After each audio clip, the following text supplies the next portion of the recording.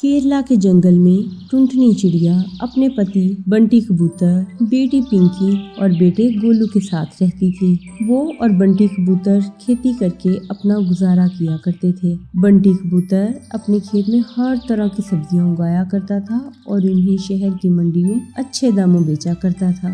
अजी सुनते हो, इस बार धान की फसल तो बहुत अच्छी हुई है। इसे जल्द से जल्द शहर ले जाकर बेच देंगे। मौसम का क्या भरोसा, बिन मौसमी बारिश होने लगती है। तुम ठीक कहती हो, मैं जल्द ही अपनी फसल को शहर की मंडी में ले जाऊंगा। तुम चिंता मत करो और बच्चों पर ध्यान दो। उतनी देर में आप बताइए 39 + 25 कितने होते हैं और कमेंट में ज़रूर बताइएगा। इसी तरह कुछ दिन गुजर जाते हैं। एक दिन कालू कौवा उनके पास आता है। बंटी, ओ बंटी, कहाँ हो भाई? जल्दी अपने घोंसले से बाहर आओ, मुझे तुमसे ज़रूरी बात करना है। क्या बात है कालू भाई, कौन सा ज़रूरी काम है? बताओ, मैं उसे पूरा करने की पूरी कोशिश करूँगा। बस आपसे इतना ही कहना था कि अपनी फसल के साथ मेरी फसल भी शहर ले जाकर बेच देना। ठीक है कालू भाई, मैं 1-2 दिन में शहर जाऊंगा फसल बेचने, तो तुम्हारी फसल भी बेच दूंगा। कालू कौवा वहाँ से जाने लगता है। तभी टुनटुनी चिड़िया वहाँ आ जाती है। अरे कालू भैया आइए, मैं भी आपको ठंडा ठंडा तरबूज का शरबत पिलाती हूँ। गर्मी बहुत है।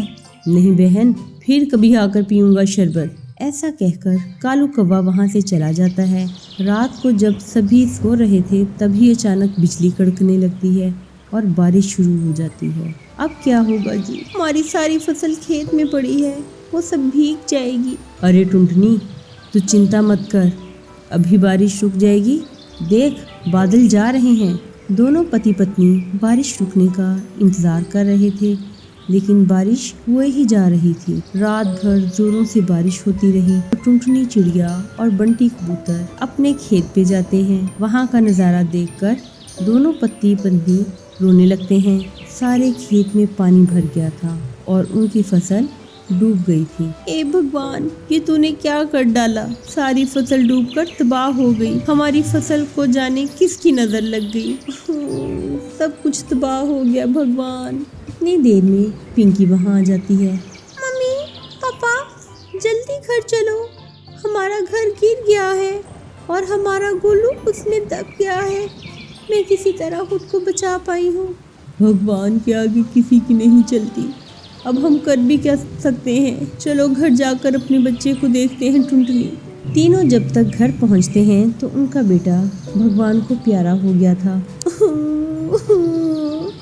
अरे भगवान, ये सारी आफत तूने हमें ही देनी थी। एक तूने हमारी सारी फसल तबाह कर दी और ऊपर से मेरा बेटा भी मुझसे छीन लिया। ऐसा क्यों किया भगवान? मेरा बेटा गोलू।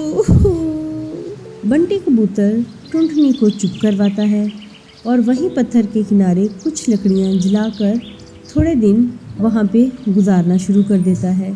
कुछ दिन बारिश के मौसम में वहां गुजारा करते हैं और फिर जंगल का जब पानी उतर जाता है तो टुनटुनी चिड़िया अपने कलेजे पे पत्थर रखकर नया घोंसला बनाती है और अपने बेटे के गम को भूलकर किसी तरह अपने परिवार के साथ खुश रहने की कोशिश करने लगती है।